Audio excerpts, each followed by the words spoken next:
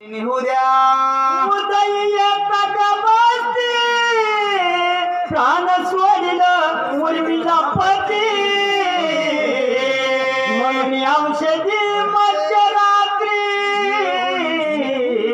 येऊन चित्ती मी आलो. तुम्ही म्हणताना मध्यरात्री आल्यावर कस करत आहे ना. सर्वच उत्तर दिलं महाराज. मी कुणाचा कोण इथे यायचं कारण काय. अरे बाबा मध्यरात्रीला औषध नेण्याचं कारण आहे. कारण दिवस किरण असणार सूर्याचं पडल्यानंतर ज्याला कुणाला शक्ती भेद झालेला आहे तो लक्ष्मणाला झाला आमच्या है ना. आणि त्याच्यावर सूर्यकिरण जर पडलं ब्रह्मदेवाचा असा वर आहे की सूर्यकिरण पडल्यानंतर ज्याला कोणाला शक्ती लागली असेल तो वाचणार नाही. मग आमचा लक्ष्मण मरेल. म्हणून स्वर नाही मी तस्कर नाहीये. रामप्रभूचा सेवक आहे. सेवक असणारा आणि त्या सेवकाला त्यावेळेस रामप्रभूची सेवा करू द्या. एका लक्ष्मणाला जीवदान असणार देऊ द्या. तुम्ही मला औषधी नेऊ द्या. सुग्रीवासहित वानर सकळ श्रीरामाचे किंकर माझे नाव हनुमान वीरा मार्ग सद्वरा मज द्यावा. सुग्रीवासहित 18 पद्म वानर रामप्रभूचे किंकर झाले महाराज. गे हे माझे वाचे गोड नाम विठोबाचे देवे ध्येय दिला भजना गोमटा का भजना गोमटा देवाने ध्येय दिला. अरे सर्वस्व आम्ही रामप्रभूला अर्पण केला. 18 पद्म वानर झाडाचे पाले खाणारे राम राम म्हणतात. पुढचा विषय बोलू नये ना.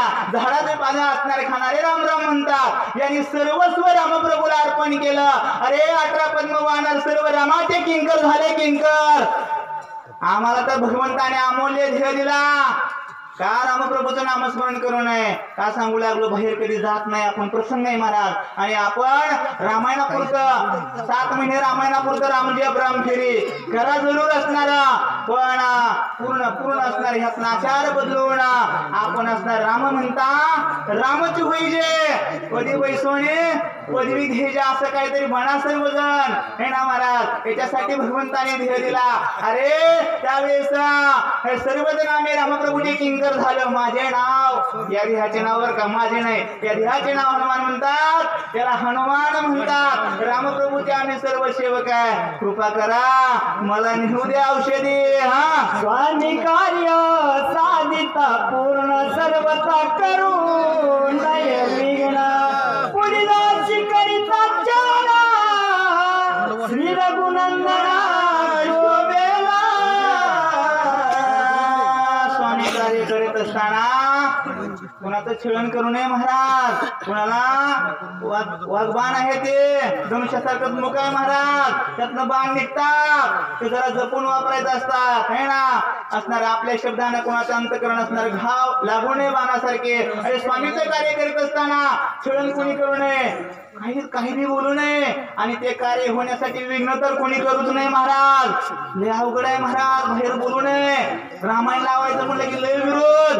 सप्ताह करायचं म्हणलं की लय विरोध. आणि बाकीचं जर करायचं म्हणलं ना मग लय पैसे येतात महाराज. धनाधन पैसे आणि लय कार्यक्रम होतात जोरात. ते बोलू नये व्यासपीठावर आपण. अरे स्वामी असणाऱ्या रामप्रभूचं आम्ही कार्य करू लागलो. तुम्ही विघ्न करू नका. जर दुसऱ्याचं असणार दुसऱ्या स्वामी काळासाठी असणार किंवा चांगल्या कर्मासाठी किंवा तुकाराम महाराज म्हणता सत्य कर्मा व्हावे साय घेतली अभय नरका जाय महाराज.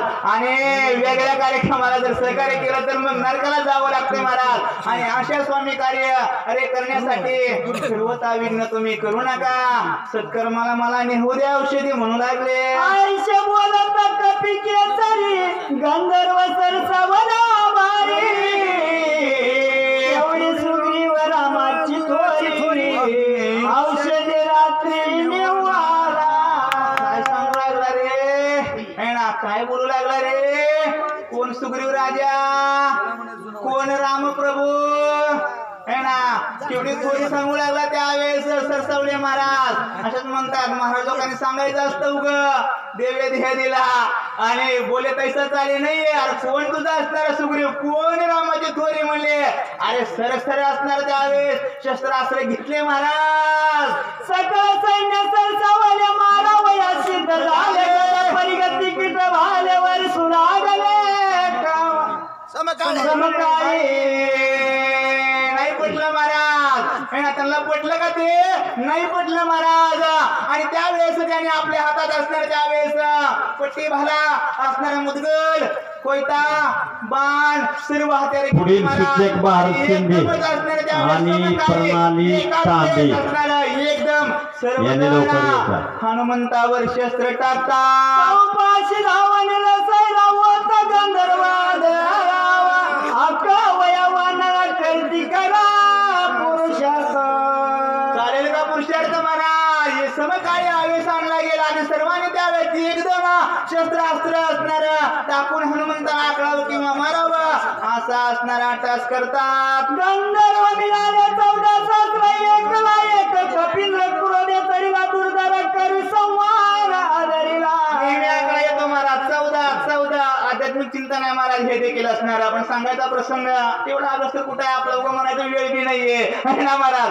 14,000 गंधर्व समकाळी एक वाटले महाराज. काय करतात बोला. संपूर्ण भयानक दिशा चिन्ह कपिंद्र पटत नाही हनुमंताने पाहिले गेलं महाराज. एकदम युद्धाला सरसावले गेले 14,000. हनुमंताने हे आवेश आणला महाराज. एक वानर इकडे 14,000 बोला. एक मुष्टी घाती मारिला एक दात तरी रगडीला ये उरले ते मूर्छ बांधिला मग आपटीला खडकेशी. काही मुष्टी असणारे शेपटीने मारले काही मुठीत आवळे काही मांडीत काही गुडघ्यात काही दाता असणारे रगले म्हणतात महाराज. असे एक समकाळी 14,000 मारले. एकाच वेळी सत्वर मारिले 14 सहस्र केला रामनामाचा भूकार विजय कपिंद्र स्वय झाला.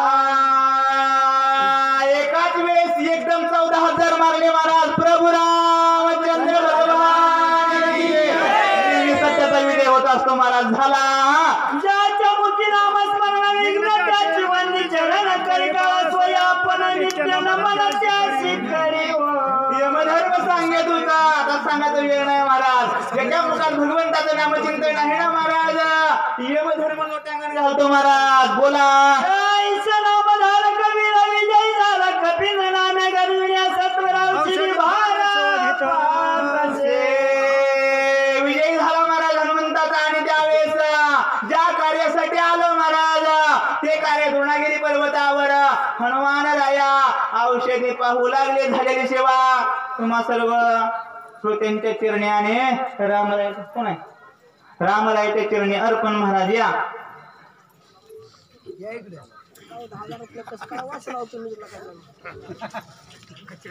श्री गणेशाय नमः.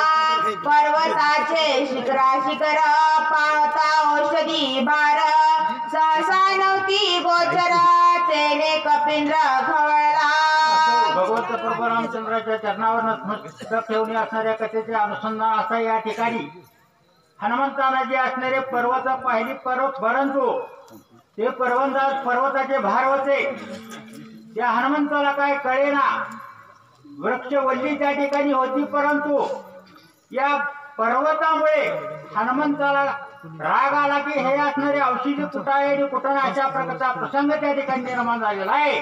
चाळे मांडिले पर्वते दिसोने दी औषधीचे नेणे माझा पराक्रमाचे सामर्थ्याचे हनुमंताला राग आला. रागाच्या भरामध्ये हनुमंताला वाटू लागलं हे असणारे पर्वत दिसू लागले परंतु असणारे या पर्वताला काय लावला चाळा लावला.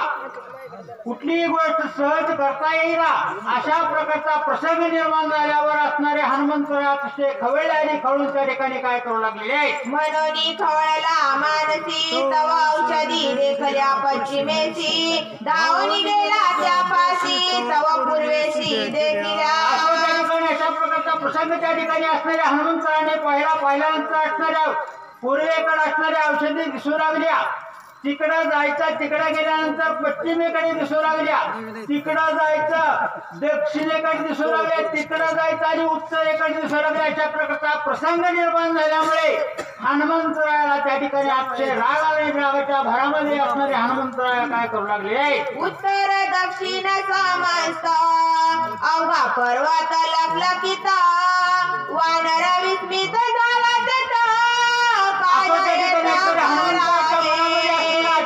निर्माण झाला. विस्मित झाला. त्या ठिकाणी असणारे इकडे दिसलं की इकडे दिसायचं, इकडे दिसलं की इकडे दिसायचं. मनाच्या ठिकाणी असणारा विचार केला आणि विचार करून त्या ठिकाणी असणारे हनुमंतराया काय करू लागले आहे.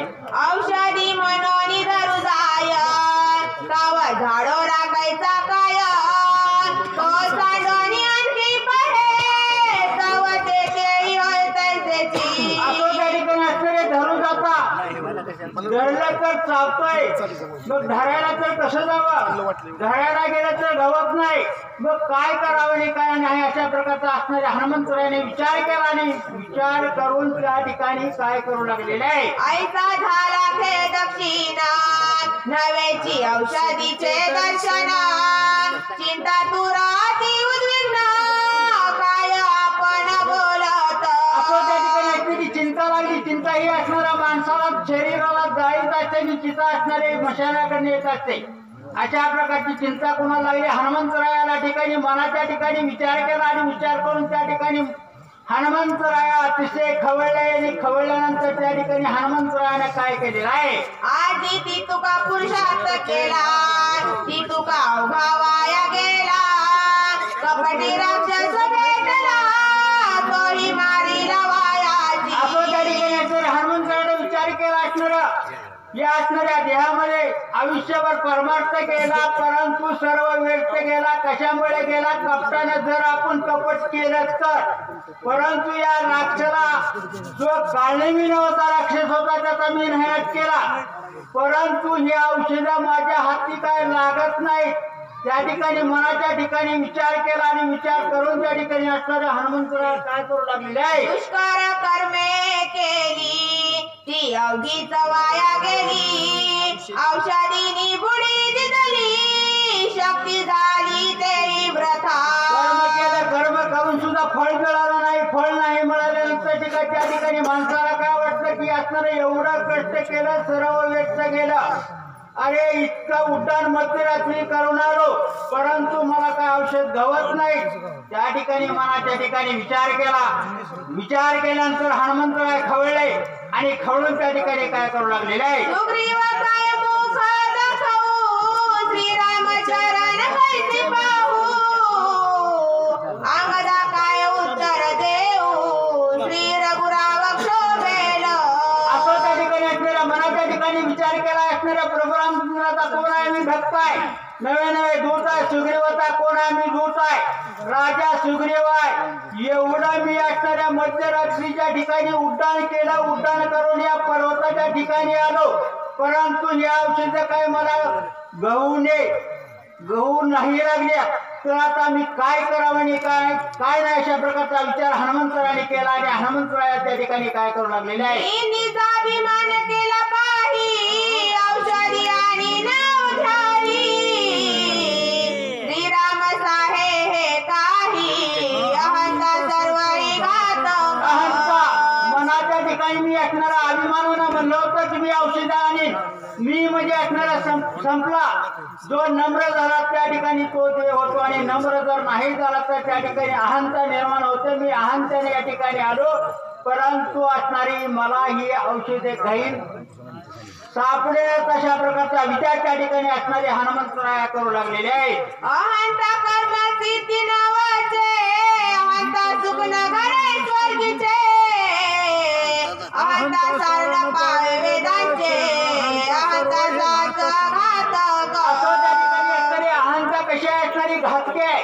किती जरी परमार्थ केला आणि अहंतेने जर माणसाला ग्रासलं तर मी केलं नाही. जो बोलविता आहे, जो चालविता आहे, झाडाचं पान सुद्धा त्याच्याशिवाय हलू शकत नाही. मग मी कोण, कुठला, कुणाचा काही नाही अशा प्रकारचा विचार त्या ठिकाणी हनुमंतरायाने केला. मनाच्या ठिकाणी विचार करून अहंता सोडून द्यावी आणि या प्रभू रामचंद्राचं आपण नामस्मरण करावं, त्याची असणारे चिंतन करावं तर आपल्याला मार्ग सापडल्याशिवाय राहणार नाही. अशा प्रकारचा विचार त्या ठिकाणी असणाऱ्या हनुमंतरायाने केलेला आहे.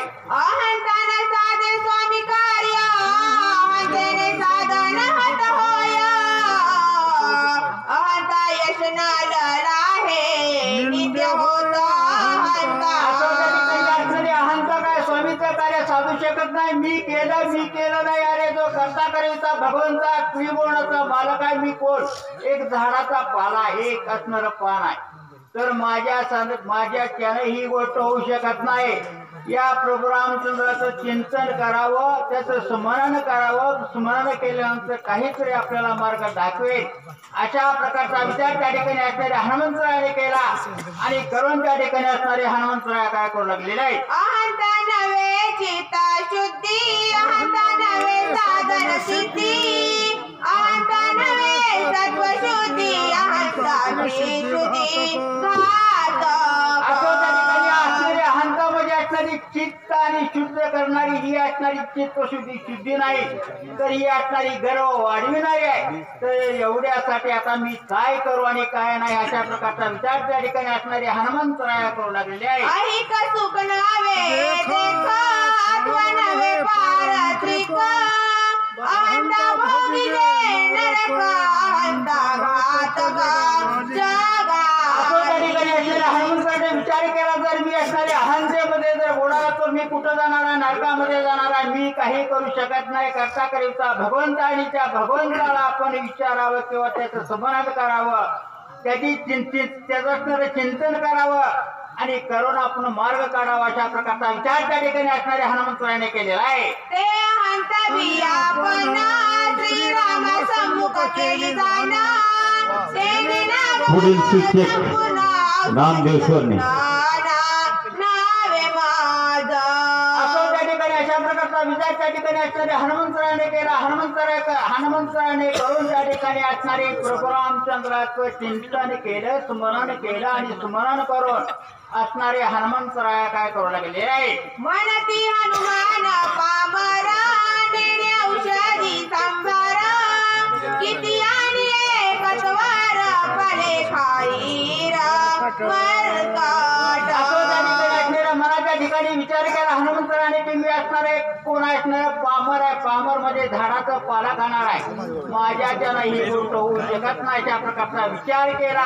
पुढील वाचिक अंता सोडून दे, उमेश गाडे. सोडून देऊन त्या ठिकाणी असणारे हनुमंतराया काय करू लागलेले आहे. चला लवकर वाचिक. काय विचार करू आता, उपडवणी वनस्पती समजता, बारा बांधणी नेता उपहासता होईल. हनुमंतराया मनामध्ये विचार करू लागला. माणसाला अहमपणा आला की काय होतं, कामाला किती अडथळा येतो की पश्चाताप झाला हनुमंताला.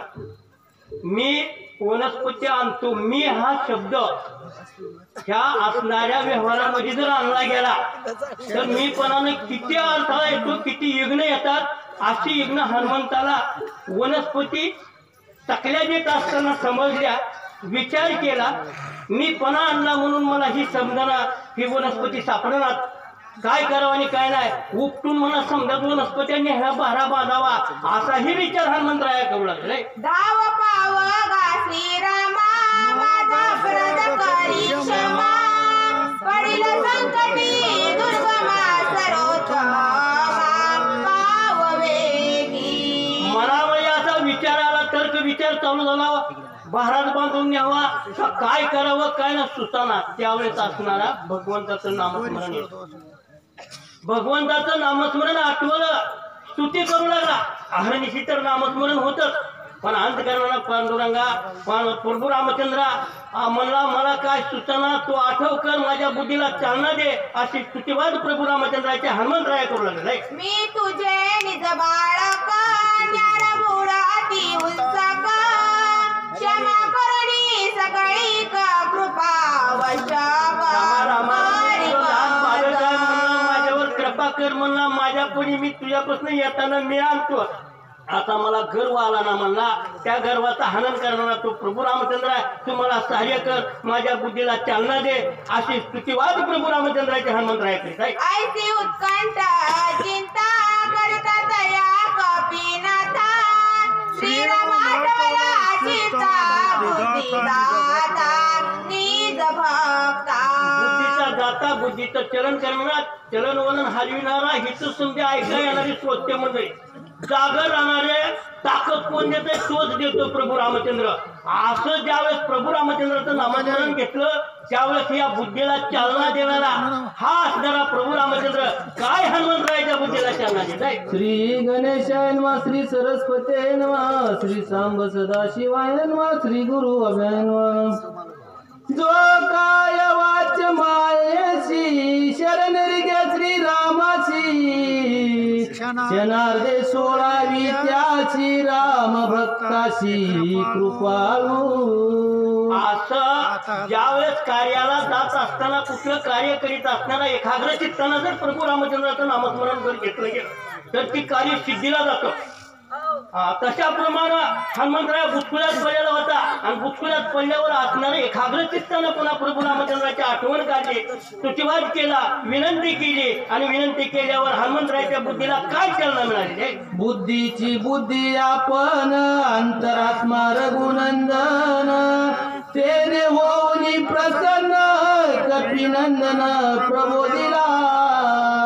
जिची बुद्धी असणारा हा आत्माराम आहे. आपल्या ह्या अंतकरणामध्ये आत्माराम आहे. त्या आत्मारामानच बुद्धीला जर चालना दिली तर त्या बुद्धीला स्मरण शक्ती भेटली जाते आणि अशी स्मरण शक्ती हनुमंतरायाच्या बुद्धीला झाली आणि बुद्धीला झाल्यावर काय हनुमंतराय करू लागले? गजेंद्र ग्राहे धरिला सीता, संकटी स्मरला भगवंता. दृष्टांत देऊन असणारे ती उडी सत्वरता, गालोनी तत्वता उतरिला. अशा प्रमाणे असणारे एकनाथ महाराजाचे असणारे शिष्य गुरु शिष्य असणारे गावबा म्हणून असणारे हे भगवंताचं असणारं नामस्मरण कुणी केलं? संकटामध्ये असणारा हत्ती, त्या त्या असणाऱ्या मगरानं धरलेला पाय होता त्या हत्तीचा, पण एकाग्र चित्तानं ज्यावेळेस भगवंताची स्तुती केली त्यावेळेस असणारं वैकुंठ सोडून असणारा भगवंताचा हत्तीला शरण आला, तिथं शरण आला आणि हत्तीची सोडवण केली. तशा प्रमाणे प्रभू रामचंद्राचं नामस्मरण असणाऱ्या हनुमंताने घेतल्याबरोबर बुद्धीला चालना मिळाली. चालना मिळाल्यावर काय हनुमंतराय? हनुमान अखंड नाम धारक, नाम पावला रघुकुल तिलक, कपीस बुद्धी स्फुरली चोख, सत्वर देख सरसावला. हनुमंतराया अगोदरच आहाराशी नामधारक होता. नामधारक असल्याच्या योगानं त्या वनस्पतीनं बुचकळ्यात बुद्धी पाडलेली होती, पण स्मरण केलं या प्रभू रामचंद्राचं, बुद्धीला स्मरण झालं आणि बुद्धीला हनुमंताचं स्मरण झाल्यावर काय हनुमंतराया विचार करू लागले? मन एवढी कायसी चिंता मी भ्रांत का झालो आता,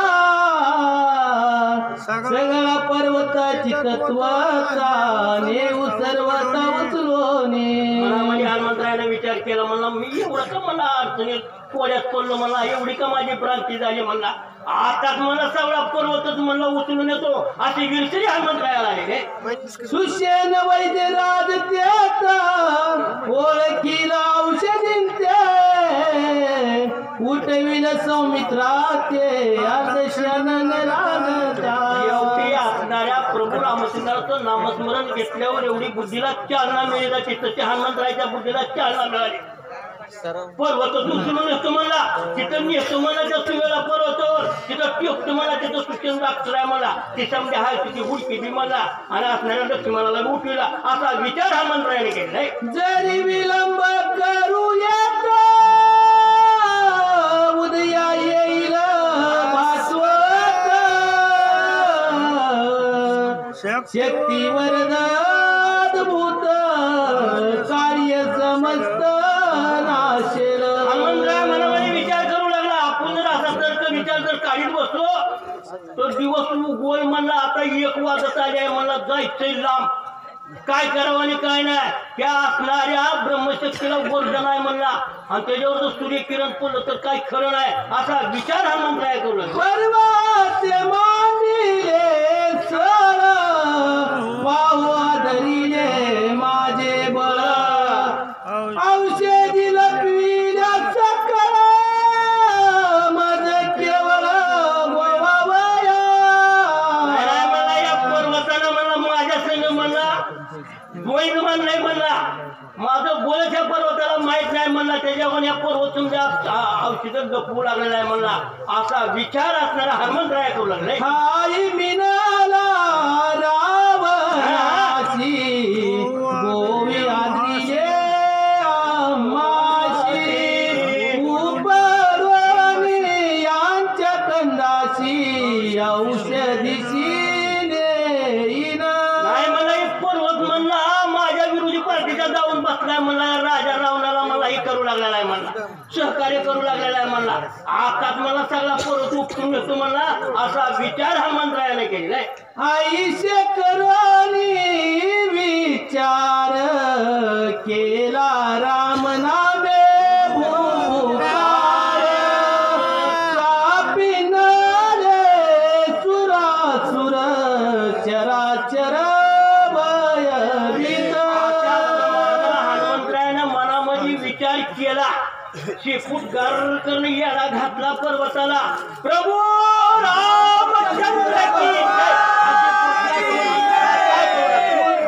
गुंडाळीले बुडखाते शिखर कवळीले हाते आंदोलिता पर्वतांते भूते आकांते कलकल ताबडतोब असणाऱ्या आपल्या शिर्षीचा येडा समजा आपल्याला पर्वताला दिला डाव्या हातानं शिखर धरलं गाद गाद गाद गाद गाद हाडविला पर्वत त्यावेळेस तुमची भूतावळ तुमची कडबडून जागी जागी सैरा बायला पळू लागले. करनिया राम स्मरण वेगी उपडी तागिरी द्रोण दनानीले त्रिभुवन शेषपण तळपला. रामचंद्र की जय अशी घोषणा देऊन एक हिसका दिला एकदम असणारा तो नागिनी पर्वत उपटला त्यावेळेस तुमला असणारं सुप्त पाताळ आगळून गेलं अशी अवस्था हनुमंतरायाने केली. दनानीले पातळ हरभरीले लोक पाळ वनदेव खळबळ केला तलवार सकळी की. सगळं पाताळ दणदून गेलं भूलोक गेलं त्रिलोक गेलं असा असणारा भुभुकार असा असणारा आवाज असणाऱ्या हनुमंतरायाने केला तुम्ही भूत सुद्धा हैरावैरा पळू लागले. वेने पळाली वनचऱ्याती रंगिली गिरी कंदारे सस्य मैस तरस तगरे फेर कळकळीती. तिथं जी असणारी वंचर होती तिथं जी असणारी काय असणारी रानडुकरं होती हातकरं होती तिकडं हातचा हिरावैरा पडू लागली असणारी नाग मुठ सुद्धा असणाऱ्या बिळामध्ये जाऊ लागली अशी अवस्था हनुमंतरायानं दोनागिरी पर्वत उतरल्यावर झालेला आहे. अट्टहास्ये मदगजांचे आरते व्याघ्रांचे सिंहनाद सिंहांचे तेने दचके यमलोक. असणारा दचकाय असणारा दोनागिरी पर्वत उतरल्यावर आवाज आला समजा असणारी 6 वेळा घेऊन समजा अर्धावंडा करू लागली ये लोकांची सुद्धा दाखली बसली असा आवाज असणाऱ्या हनुमंतरायाने घेतलाय.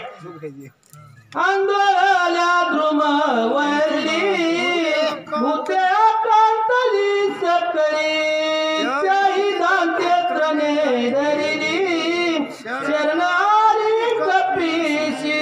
अशा प्रमाणे त्या ठिकाणची असणारी भूतावळ समजा आखवून दिली तोंडामध्ये गवत धरलं आणि हनुमंताला चरण येऊन विनंती असणारी करू लागले.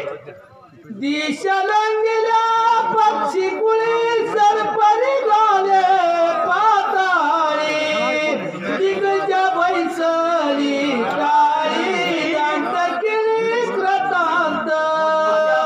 दिग्गजाची दातकडी बसली सगळी पक्षी पशु पक्षी सैरावैरा पळू लागले समजे साप असणारी आपल्या पाताळात जाऊ लागले अशी अवस्था द्रोणागिरी पर्वत उपटल्यावर हनुमंतरायाने करून सोडली. 10 योजने विस्तार 5 योजने उंची तोर आईचा पर्वत विस्तार उपिंद्र तत्वर उपडीला. पुढील वाचिक बांडेगावचे सरपंच अर्जुन शिंदे आणि सूचित रामायणचारी काकडे महाराज.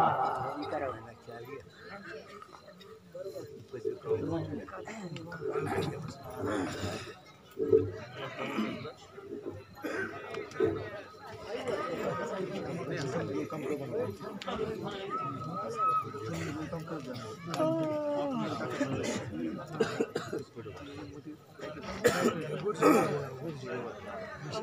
गणेशाय नमः श्री सद्गुरु रामचंद्राय नमः बळ्यावळोनी पायी पर्वत उपडीला दोन्ही बाई गगना उचलला नाही श्रम नाही अनु मात्र गजानन श्री गणराया देवंदू तुझमोरे नमो विठ्ठला राजया पांडुरंगा नमो रुक्मिणी माऊली ज्ञान गंगा नमो पुंडलिका नमो चंद्रभागा नमस्कार माझा रुक्मिणी पांडुरंगा पांडुरंगा करू प्रथम नमन दुसरे चरण संतांच्या त्यांच्या कृपादाने कथेचा विस्तारो बाबाजी सद्गुरु दास तुका भगवंत प्रभू रामचंद्राच्या चरणावर नतमस्तक ठेवून सज्जन श्रोत्यांच्या चरणावर साष्टांग दंडवट घालून गावबा काका या ठिकाणी कथेचं अनुसंधान असणारे वर्णन करू लागले. हनुमंत राय असणारा औषधी आणण्यासाठी दुर्नागिरी नावाचा पर्वत आहे, त्या पर्वतावर गेला. औषधीने तिथं चकल्या हकल्या दावल्या महाराज, परंतु हनुमंतानं असणारा विचार केला, रामभक्त असणारा हनुमंत आहे, जाऊ द्या म्हणले. या ठिकाणी असणारं याने किती बी चकल्या दावल्या गेल्या तर आपल्याला त्या ठिकाणी काय केलंय सांगितलंय औषध खरं, पण औषधाचं नाव या ठिकाणी मला माहित नाही, माझ्याकडून विसरला, चिठ्ठी गमावली, मग अख्खं मेडिकलच उचलून न्यावं अशा पद्धतीनं विचार केला आणि दोन्ही हातानं पर्वताला त्या ठिकाणी आकळलं गेला. गद गद गद गद असणारा पर्वत त्या ठिकाणी हलवला आणि पर्वत उपटला. एवढं श्रम त्या ठिकाणी केलं, कष्ट केलं. आपल्याला गांजरदार मुडली तर कमरत दुखतंय, मानत दुखतंय, पाठीत दुखतंय. 45 कोस रुंद असणारा आणि 20 कोस उंचीचा पर्वत हनुमंतरायानं एकाच झटक्यामध्ये उचलला, पण त्याला घाम आला नाही, श्रम आला नाही, कुठल्याही प्रकारचा आळस कंटाळा आला नाही. का आला नाही महाराज? तर हनुमंताच्या अंगामध्ये असणारं राम नामाचं टॉनिक होतं आणि ते सर्व उत्तम असणारं टॉनिक दररोज असणारं नव्हे, त्याच्या रोमारोमामध्ये टॉनिक भरलेलं होतं, म्हणून सहजरित्या हनुमंतानं पर्वत उचलला गेला. छत्रक झेली बाळका गड चुंडा दंड कमळ देखा तैसा चालीला कपिनायक गिरी आलोली कौपडोनी. हनुमंतरायाने कसा पर्वत उचलला महाराज? ज्याप्रमाणे लहान लेकरू असावं, लहान लेकरानं आपल्या हातामध्ये चेंडू घ्यावा आणि ते झेलत झेलत त्या ठिकाणी जावं, तेव्हा माजलेला हत्ती आहे महाराज, माजलेल्या हत्तीनं कमळाचं फुल त्या ठिकाणी तोडावं आणि आपल्या सोंडेमध्ये घेऊन त्या ठिकाणी जावं. त्याला श्रम, त्या ठिकाणी दम येईल का महाराज? येणार नाही. तशा पद्धतीनं हनुमंतरायानं पर्वत उचलला आणि आकाशामध्ये भरारी मारली. तळी अंधार पडे गरज वरी प्रकाशा गाद हेम छायाती शुद्ध कोंदले न बहुजेडे. तळ हातावर हनुमंतरायानं पर्वत घेतला, आकाशामध्ये झेप घेतली आणि त्या पर्वताच्या असणाऱ्या माथ्यावर ज्या असणाऱ्या औषधाच्या शल्य विशल्य सुवर्ण अशा पद्धतीची त्या औषधीची नाव आहे ती महाराज. आणि त्या औषधीचा प्रकाश पहिला असणारा दिव्याच्या खाली अंधार होता महाराज, पण आता उलट झालं, दिव वर टांगलं, वरी अंधार आणि खाली प्रकाश, जग हे उपार्ट निघाले महाराज. अशी अवस्था त्या ठिकाणी झाली. खाली अंधार पडलाय आणि प्रकाश त्या वनस्पतीचा आकाशामध्ये लग असा पडलेला आहे आणि असा पर्वत घेऊन हनुमंतराया आकाशामध्ये झेप घेऊ लागला. तळी अंधार प्रकाश माता नबीचा वेग उडत जाता आवेदेचा प्रदेश भावता भरते तत्वता देखील अशा पद्धतीने त्या ठिकाणी असणारा खाली अंधार पडलाय, मध्यरात्र आहे, हनुमंतराया आकाशातनं जाऊ लागलेला आहे आणि जात असताना भरताच्या प्रदेशाहून म्हणजेच अयोध्येचा प्रदेश आहे महाराज, आणि या अयोध्येच्या प्रदेशाहून असणारा हनुमंतरायाचं उड्डाण त्या ठिकाणी जाऊ लागलं, स्वारी जाऊ लागली. आणि मग अंधार पडल्यानंतर भरत हा नंदीग्रामाच्या ठिकाणी आपल्या भावाचं चिंतन करत होता, आपल्या भावाची असणारी भक्ती करीत होता. पण भरताच्या मनामध्ये संशय येणं हा चुकीचं आहे महाराज, कारण का तो सात्विक भक्त होता, वैराग्यचारी असणारा भरत होता. पण एक अनुमान प्रमाण म्हणून त्या ठिकाणी असणाऱ्या भरताला वाटलं, अरे इतकी निबिड असणारी धरणी आहे आणि इथून माझ्या प्रदेशाहून कोण जात असावा, अशा पद्धतीचा अंदाज भरताने काढला गेला. अतिविस्मित झाला मणी निबिड रजनी, काय जात आहे गगनी लक्षिताची लक्षणा. अशा पद्धतीने भरताना बघितलं, विस्मित झालं, आश्चर्य वाटलं. अरे रात्रीच्या 12 वाजल्यात आणि रात्रीच्या 12 वाजत असताना माझ्या प्रदेशावर, या साधू सज्जनाच्या प्रदेशावरनं अपरात्री कोण जात असावा आणि कोण इथं आलेला असावा.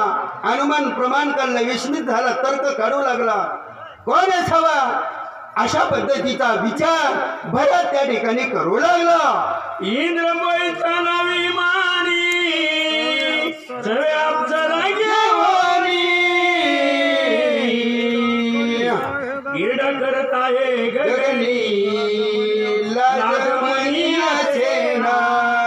त्या ठिकाणी असणाऱ्या वर्तन अनुमान प्रमाण काढलं की या मध्यरात्रीच्या वेळेत जाणारा या प्रदेशाहून एकच माणूस असतो महाराज. जर आपल्या दावणीला मारका बैल असला तर कितीही ती म्हातारा झाला आणि खाली दावणीवर बसला तरी एखादा शेजारावरून माणूस चालला तर त्याला आपण आरडतो, हे राम्या, अरे लांबून ते मारते.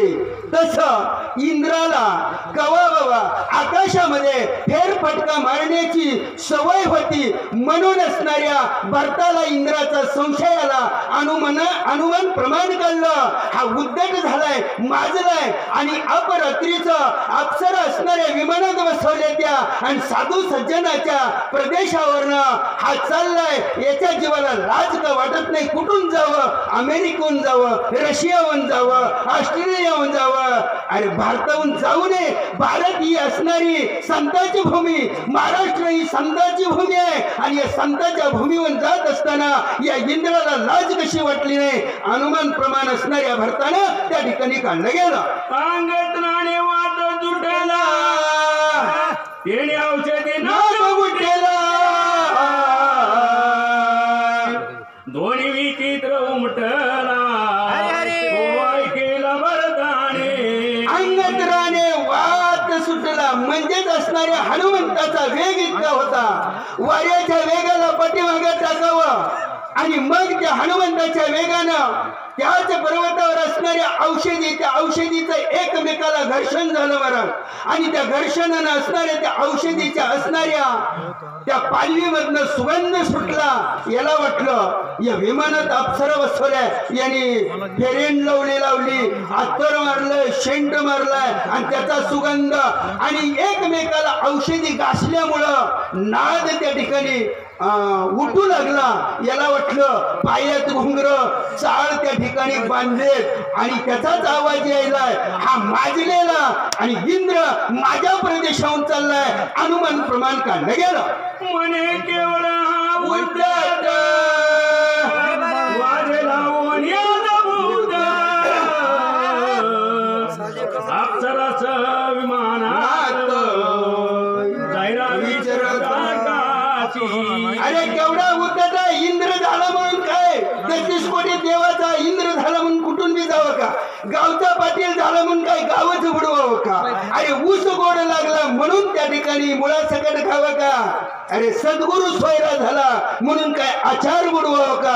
असा इंद्र 33 कोटी देवाचा कशावर खावलेला लाज वाटत नाही, उद्धट झालाय, माजलाय आणि इथं असणारा सैरा फिरू लागलाय. अशा पद्धतीचा भरताच्या मनामध्ये विचार चक्र फिरू लागला.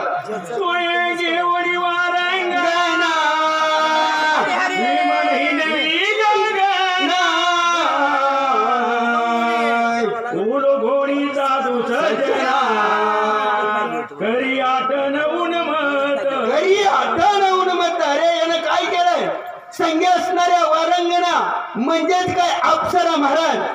आणि खालच्या भाषेत सांगायचं म्हणलं तर हेंद्र्या बाया. बरोबर आहे की नाही? पण आता ह्या इथं सांगू नये महाराज, पण गावबा काकांनी लिहिलंय तसं. आपला दोष आहे का त्याच्यात? नाही. गावबा काकाला ते पटलं म्हणून त्यांनी लिहिलं. कशासाठी? अहो तुमच्या माझ्यासारखी हिंद्री शानी होण्यासाठी. बरोबर आहे की नाही? म्हणून त्या ठिकाणी असणाऱ्या गावबा काकाने या ठिकाणी वर्णन केलं.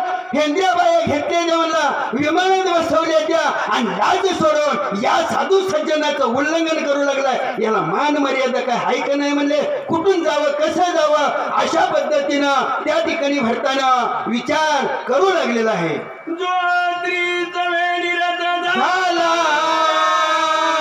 मध्य प्रशानी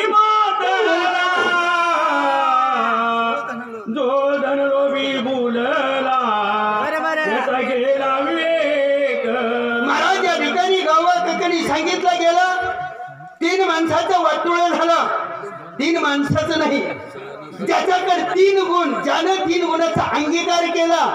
पहिला गुण असणारा स्त्रीलोक, दुसरा गुण असणारा 90 वरून 90 मद्यपी, आणि तिसरा गुण असणारा धनलोभी. पैशाला पैसा, पैशाला पैसा, येऊ दे रे येऊ दे, किती बी येऊ दे, माझं बी माझं, भावाचं बी माझं, आख्या गावाचं माझं. त्याला म्हणायचं धनलोभी, स्त्रीलोभी आणि मद्यपी.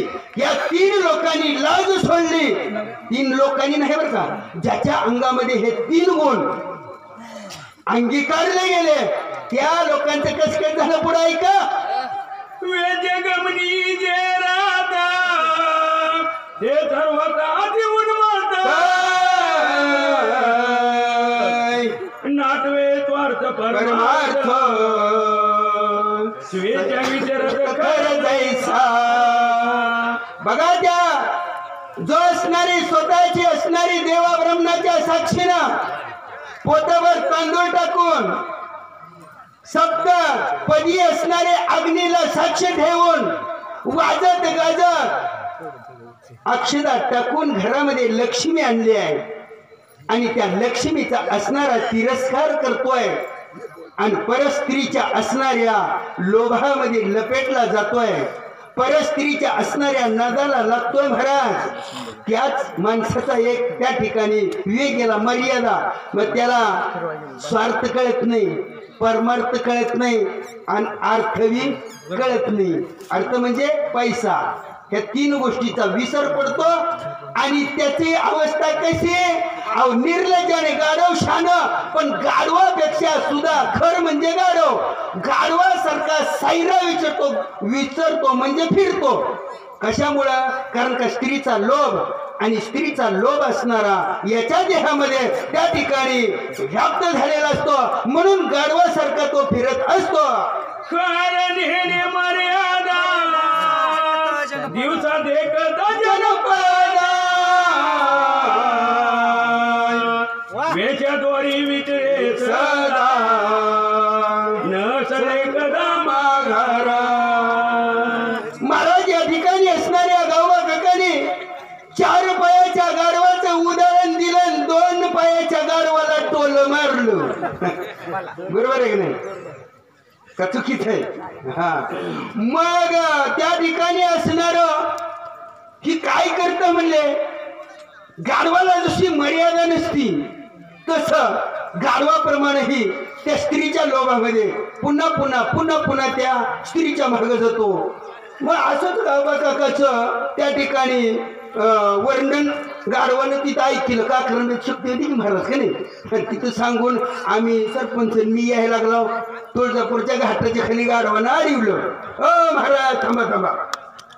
मी म्हणलं अरे बाबा ह्या गाढवानं का अडवलंय. बर ठीक आहे म्हणजे का बाबा कुठे गेलता. शक्तीला गेलतो. याच्यात काय आणलंय नारळ आणले. बरं म्हणले तुमच्या गावबा काकानी या ठिकाणी असणाऱ्या आम्हाला दोष दिलाय. आमचं सांगू का म्हणले गुण. का म्हणले आम्ही तंबाखूच्या रानात कधी जात नाही. आमच्या अंगावर गोमाशी कधी बसू देत नाही. आम्ही खडोळ पाण्याला ढका लावत नाही. पण त्या ठिकाणी म्हणले तुमचं गाठरात बी लोळतंय, तंबाखू बी खातय आणि खडूळ पाणी बी. मग कुणाचं गाडव. मी म्हणलं आमचंच गाडव बाबा. तू कशाला गाडव. अशी अवस्था आहे. आणि त्या गाढवासारखा सायरा विचारतो असा असणारा तो स्त्री लोभी. म्हणून या ठिकाणी गावबा काकांना वर्णन केलं गेलं. लतहानी दौरावरी फिरती जावे तमुक घरी पदापी घात मुकावरी आवडी करी गेली बघा महाराज असणार गाढव आणि गाढविणीचं उदाहरण दिलं. गाढवीन पुढे चरत असते. तिच्या पाठीमागं गाढव लागतं आणि ही गाढव तिच्या पाठीमागं लागल्यानंतर तिला ते पटत नाही महाराज गाढव पाठीमागं लागलेलं. आणि ही खेकळतं व्या व्या करतो. तिला दरदरून राग येतो आणि मेला मुर्दा माझ्या पाठीमागं लागलाय. गाढविणीचं सांगतो आणि मेला मुर्दा माझ्या पाठीमागं लागलाय म्हणून मागच्या 2 टापा उचलत आणि फडा फडा कुठं हलतो तोंडावर हलत. ती म्हणत माय इकडे लागलं लय गोड वाटलं इकडं कहाणी ना.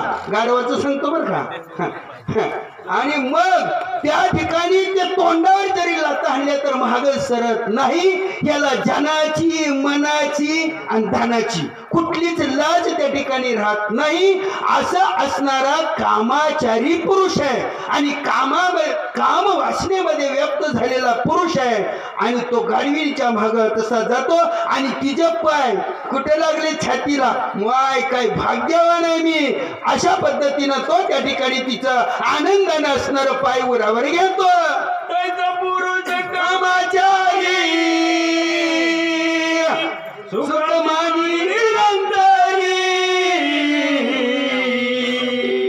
पाऊल नेऊन दूरी हृदयावरी गेली कैसा पुरुष कामाचारी. अहो कामामध्ये व्याप्त झालाय महाराज. त्याला काय करतोय. त्याला लाज आबरू आपली लेकरं बाळ बायको सोन्यासारखी बायको घरात असली तरी बी नकटे वक्ते बी असू द्या हो माग पळतच. म्हणून त्या ठिकाणी तिनं किती बी अहो ती कुठपर्यंत गोड बोलणं. तुझं रागोच्या चुकीसारखं ना काय म्हणून तुला गोड बोलते का. अरे तुझ्या अंगावर सुंदर कपडे आहेत म्हणून तुला गोड बोलत नाही. अरे जोपर्यंत तुझा किसा गरम आहे तुझ्याकडे पैसा आहे तोपर्यंतच ती गोड बोलती. आणि तुझ्या खिशातला पैसा संपला की तुझं काम संपलं. मग ह्याला गेल्याशिवाय पटना आणि तिला ह्याला मारल्याशिवाय कटना. अशी अवस्था आहे. याच्याकडून धनच नाही ना. म्हणून त्या ठिकाणी तो तसं तर लापटावणी जातो महाराज. मग ती काय करते. पायातलं काढते खाटा खाटा खाटा तोंडावर मारते. माय हिथं कशाला मारते. छातीवर मार. काय तुझं पाय सुंदर आहे. आज माझं भाग्य उदयाला तुझ्यासारखा अप्सरेचं पाय माझ्या हृदयाला लागलो अशी जात म्हणते. मने जन्मातरीची फळली भाग्य हिचे पाद कमळ हृदय लागे दैव दंडली अभागे व्रत वैराग्य कष्ट दी. बघा महाराज हा कामाचारी पुरुष असणारा काय करतो. अरे स्वतःच कळत नाही. अर्थ स्वार्थ आणि परमार्थ या गोष्टीचा त्याला विसर पडतो. जनाचा मनाचा असणाऱ्या सर्व गोष्टीचा विसर पडतो. आणि तो काय म्हणतो आज माझं भाग्य उदयाला आलं. अरे हिच्या पदकमळ असणाऱ्या माझ्या हृदयाला लागले म्हणजे मी भाग्यवान आहे. आणि पोती वाचणारी, सांगणारी, वनवासाला जाणारी, ऐकणारी. अरे अभागी आहे ती अभागी. अरे काय ह्यांच्याकडे आहे? अरे किलोचं टाळ कुठून कुठून कुठून पाव किलोचं झालं तर ह्यांना देव भेटला का? नाही भेटला. अरे काय ह्यांच्या जीवनात आहे? अरे पट्ट्या भाद्रासारखा सुखी कोण आहे? अरे ती फलानी मला बोलली होती, किती माझा आदर तिथं करते आणि ह्यांच्या पादरात काय माती नगड आहेत का? म्हणजे बोंबला ठिंडा तसंच पोत्या सांगत. अशी जात कुणाला म्हणती? साधू सज्जनाला म्हणती. अशा असणारा गावबा काकाने या ठिकाणी वर्णन केलं.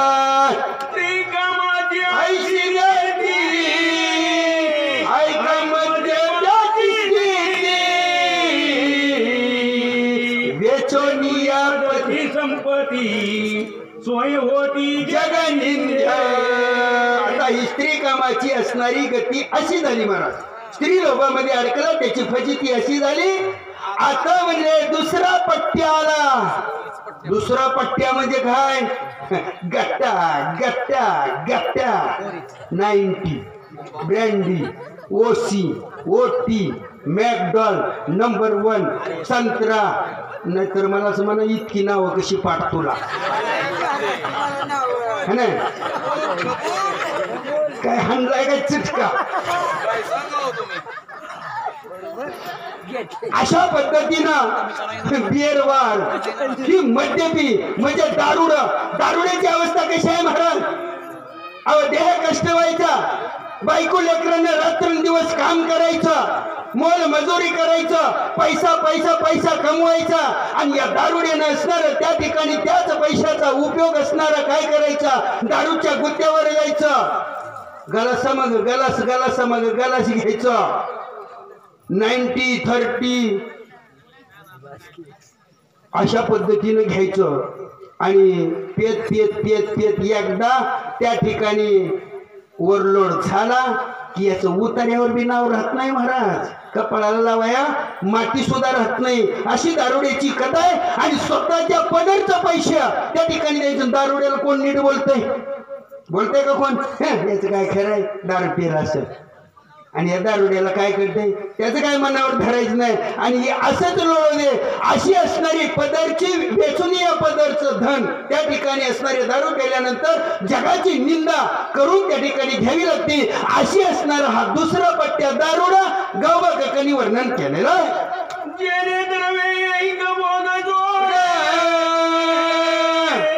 सकम कर्म स्वर्गा पुढे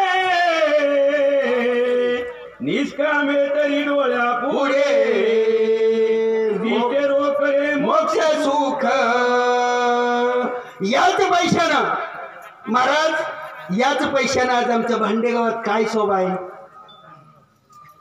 आज आमच्या गावातील सर्व राम भक्तांनी एकही माणूस राहिला नाही बिगर पतीचा महाराज. एकही मनानं आम्ही गावात कुणाच्या दारात फिरलो नाव. आम्हाला इथं बसून जवळजवळ 2 लाख रुपये जमा करून दिलेत आम्हाला गावाने. आमचे तरुण वर्ग. नावडे महाराज, तुमच्या तुळजापूर तालुक्याच्या शक्त्यानं आमचे शक्य बघा. बरोबर आहे का नाही? हा, आमच्याकडं रामायण उशिरा होती ती, पण टाईट होती ती महाराज. उशिरा होती ती कारण का? जरा समाज आमचा भोळा आहे, माळकरी कमी आहेत आमच्या भागाला, त्याच्यामुळे उशिरा होती ती.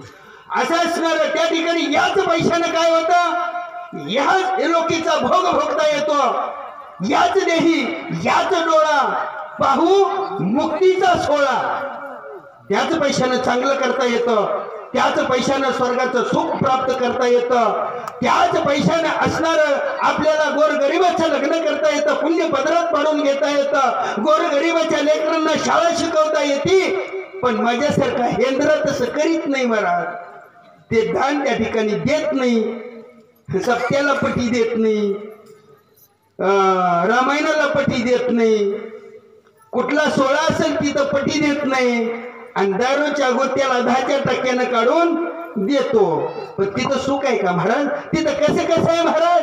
या पैशानं सुख मिळायचं ते मिळू शकत नाही. अरे त्याच्या पुढे स्वर्गाचं सुख घे घे घे म्हणून येतं, पण त्याच्या नशिबात नसतं, त्याच्या दैवात नसतं. आलेल्या लक्ष्मीचा विप्रयास करतो आणि व्यर्थ मार्गाने ती लक्ष्मी घालते, म्हणून त्याला त्या ठिकाणी नरक भोगावा लागतो. ही अवस्था आणि गावबा काकांना वर्णन केली गेली. वेचून आईचे दान करिता ती मद्यपान ते निजात्मघाती संपूर्ण नरक सेवन अकल्प वेचून या पदार्थ धन करती मद्यपान. महाराज दारू हे पेनं चांगलं आहे का? बर, दारू पेल्यानंतर अकल्प नरक म्हणजे कसा महाराज? आता मला सांगा, दारूची भट्टी गावात काढते ती का? नाही. कुठं तर नदीला नाल्याला अडसंदीला गावात काढल्यावर पोलिस येते ती, धरून नेते ती. हा, म्हणून त्या ठिकाणी अडसंदीला कुठं तर बोळात लावण्यात जाणार. मग तिथं भट्टी चालू असताना उन्हाळ्याचा दिवस असावं महाराज, आणि उन्हाळ्याचं दिवस असताना तिथलं असणारं नदीचं पाणी आठावं, डबक्यात कुठं तरी पाणी असावं. जिवंतपणी नरक आहे महाराज दारुड्याला, जिवंतपणी. कसा की सांगतो, त्या डबक्यामध्ये असणारा म्हाताऱ्या माणसाची, आजारी माणसाची धुली, बारक्या लेकराची बाळुती, मसराचं धुणं, तिचं त्या ठिकाणी पाणी पिणं आणि पाणी वापस सोडणं. कुठं सोडती? त्या डबकात सोडती. मग आता भट्टीला त्या ठिकाणी इरजण टाकलंय महाराज. आता भट्टी काढायचे, दारू काढायचे, पाणी कमी पडलं. तुकारामला सकाराम सांगतो, अरे तुकाराम पाणी संपलंय, नदी बी आटली, अर्धा त्या डबक्यात अंजा घागर भरून. मग तो सकाराम जातो, त्या डबक्यातली घागर भरतो. मग त्या डबक्यात काय काय आहे महाराज? बारक्या लेकराची बाळुती धुलेली, आजारी माणसाचे कपडे धुलेली, मशीनं त्या ठिकाणी चरलेलं मागून सोडलेलं, सगळं त्यात घाण. मग जिवंतपणे नरक. तीच पाणी त्या भट्टीमध्ये वापरायची, त्याची दारू तयार करायची. जिवंतपणे नरक त्या ठिकाणी माणसाच्या पोटामध्ये जातो.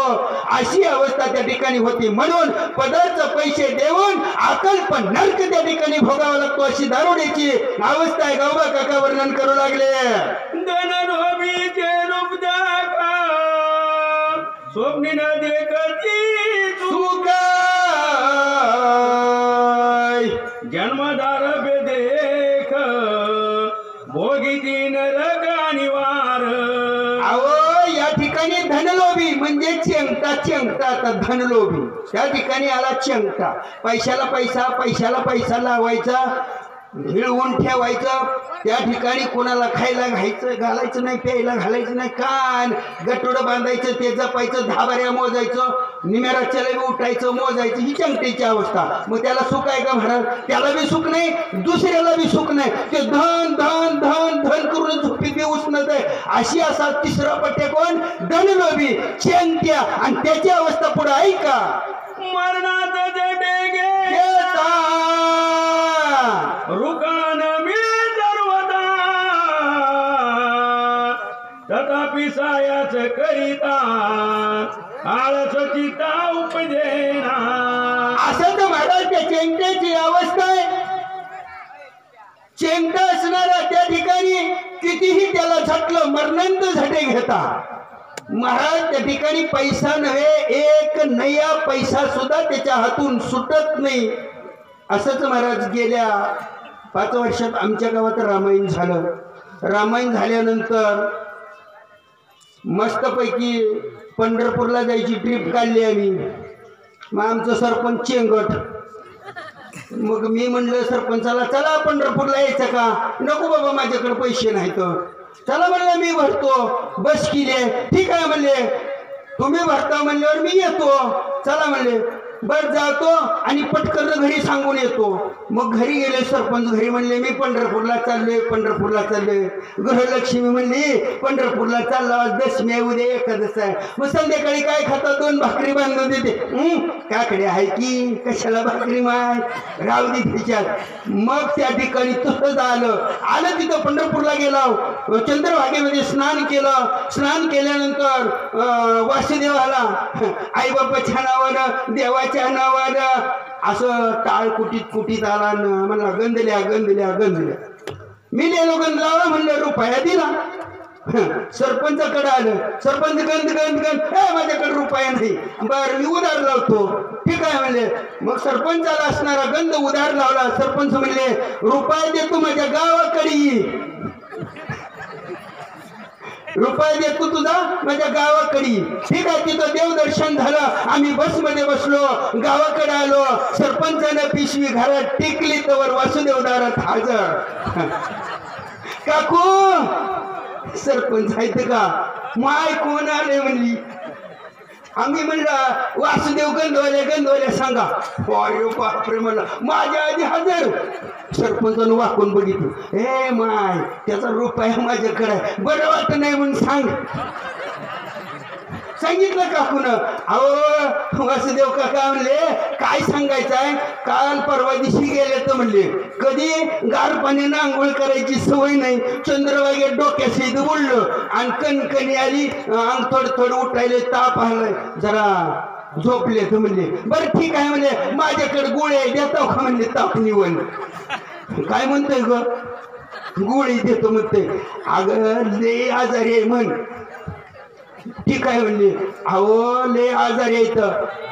बर ठीक आहे म्हणते, नीट झाल्यावर जातो. मग गोळी नका काय ना, काय म्हणताय ग, नीट झाल्यावर जातो. मग असं सांग, अगं मी येलय म्हणून सांग, मग तर जाईन. मग काकून सांगितलं. आता काकू काही नीट सांगणार आहे का? हा मेलय म्हणल्यावर नीट सांगेल का? काकून जात घेतलं. म्हणली कधी नाही कालच्या एकादशीला त्या काकड्या संग बळच पंढरपूरला गेला व माय. गार पाण्याची सवय नाही तुम्हाला म्हणून धनकुत आलं व माय. बाईने गळा काढला. सगळी शेजारची जमली. काय झालं देव म्हणलं बापरे म्हणलं किती चिंत माणूस आहे रुपयासाठी मेले म्हणले. अशा पद्धतीनं त्या ठिकाणी गळा काढला. मग देव म्हणला असं ते म्हणलं काकू लोक 12 कोसावून येते ती माती करायला, आता मी माती करून जातो म्हणलं, माझा बी हात लागू द्या. काय म्हणते माती करून जाते. माय म्हणले आता तर तुमच्या मरणावर उठले म्हणले, त्याचा रुपया देऊन खरं व्हावं. जात म्हणलं तुला काय कळते.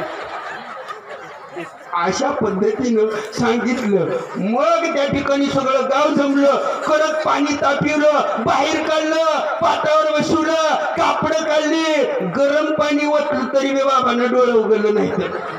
काय रुपया द्यावं लागतंय ना बाबानं. मग सगळं झालं. किरडी बांधली, वरी टाकलं, गुलाल बुक्का टाकलं, काच करणं आवडलं. लिखी आली. बाबा म्हणली रुपयासाठी एवढा आताच नको माय.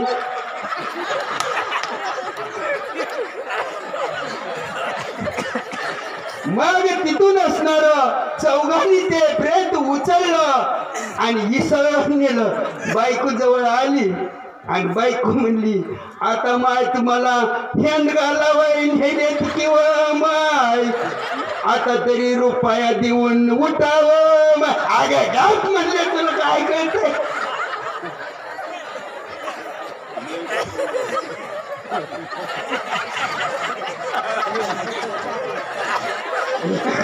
अशा पद्धतीनं इसळून उचललं महाराज. देवी म्हणला किती जिंदा रे बाबा, मला याची परीक्षाच बघतो. मसनवत्यात गेलं, सरण रचलं आणि सरणावर त्या ठिकाणी टाकलं तरी बी जात उठली नाही. सगळी लाकडं त्या ठिकाणी झाकली, तोंड उघडं ठेवलं आणि पाणी पाजलं. मग असणारी लेक गेली, बायको गेली, माय आता तुम्हाला पिटवी दिली, आमचा आधार जाईल व माय नाही उठला. मला तुला काय कळतंय? मग त्या ठिकाणी असणार आता ते झोपवले. आता काडी लावायच्या भारत देवाने विचार केला, अरे याच रुपयासाठी या जिंदानं जीव जर घालवला तर त्या माई माऊलीचं असणारं सौभाग्याचं लेणं त्या ठिकाणी माझ्या हातून कुंठलं जाईल आणि मला कृपाळू खनवाळू दीन दयाळू कोण म्हणेल? देवाला कळवळा आला, देवाला दया आली आणि देव असणाऱ्या त्या कुठं चंगतेजवळ गेला आणि जाऊन त्या ठिकाणी म्हणला, मी थांबा म्हणले, मला जा बी हात लागू दे, मी पाणी बसतो सांगितलं आणि कानात गेला, ए पट्ट्या माझा रुपया कटला. कटला म्हणलं की दान कर नाही, पट्ट्या म्हटला. पट्ट्या उठला. मग त्या मातीला लय लोक ना, तोंडावरचा माणूस, म्हातारी कोतारी बारकी, अरे भूत उठलं. एकमेकाच्या बोकांडी एकमेक पडले, कुणाचा पाय मोड कुणाचा हात मोड अशी अवस्था झाली. पण भाद्रानं रुपया दिला नाही महाराज, ही जनतेची अवस्था गौबा काका या ठिकाणी वर्णन करू लागले.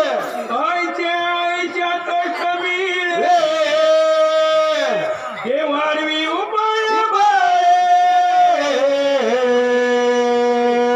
निज शरीर कष्टविले जेणे फळ निज मोक्ष. बघा अशा पद्धतीनं कष्ट करायचं, रात्रंदिवस कष्ट करायचं, जीवाला खायचं नाही, त्या ठिकाणी देवाला द्यायचं नाही, कुणाला काय करायचं नाही, नुसतं कष्ट करीत राहायचं, शरीर झिजवायचं आणि हे सुखाची प्राप्ती करून घ्यायची नाही. मोक्ष सुखाला त्या ठिकाणी रोकडं व्हायचं, मोक्ष सुखापासून दुरावायचं आणि नरकाची प्राप्ती त्या ठिकाणी प्राप्त करून घ्यायची. ही असणारी कुणाची धनलोभ्याची अवस्था म्हणून गाबा काका वर्णन करू लागले. जेणे भोगी जई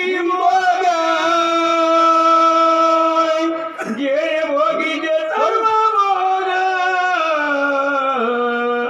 जेणे साधे महायोग जीव शिव विभाग जेते नाही. शिव शिव विभाग जेते नाही, जेणे भोगे इह भोग. अहो माणसाला असणारा हा दुर्मिळ देह आहे.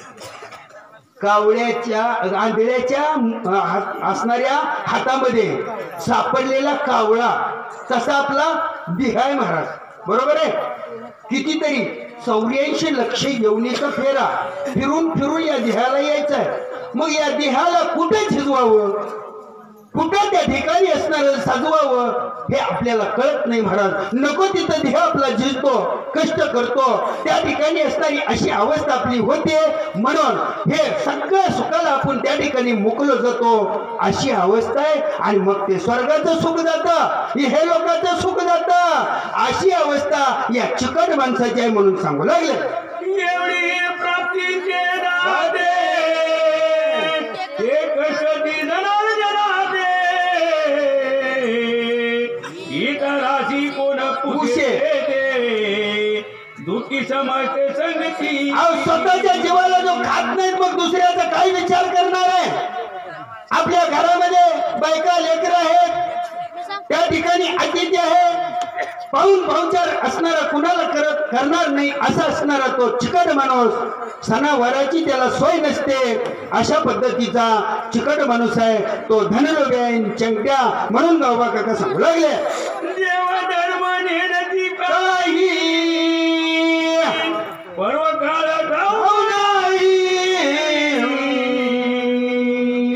शरीराची भावना नाही, निराश पायी सदा पितर. निराश पाही सदा पितर. याला देवधर्म माहित नाही. पंढरपूरला जाणार नाही, काशीला नाही, अयोध्येला नाही, मथुरेला नाही, चारोधामाला नाही, किंवा गावातल्या देवळात सुद्धा जाणार नाही. आज इथं रामायण चालू आहे, तिथं जाऊन मंडपात सुद्धा वाचणार नाही.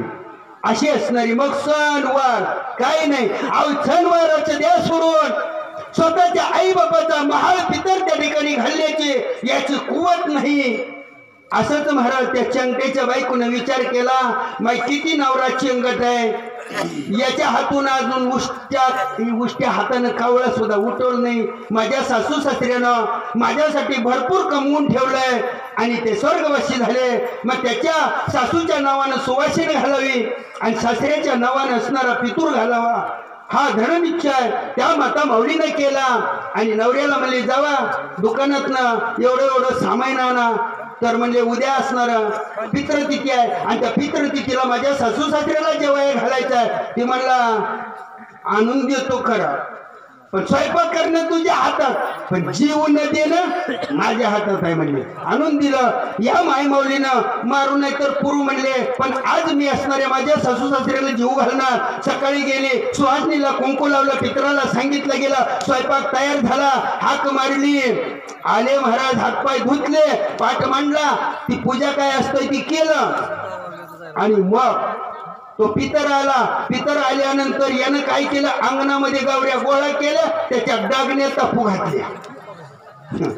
मग ही बघितलं पितरानं. अहो रावसाहेब म्हणले काय? हा म्हणले ही डागण्या, त्या डागण्या. बरं ही कशासाठी? अहो म्हणले तुम्ही कशासाठी इथं आला? तर आम्हाला महाल सांगितलंय, पितूर सांगितलंय. आणि ठीक आहे म्हणले, बसा जेवायला.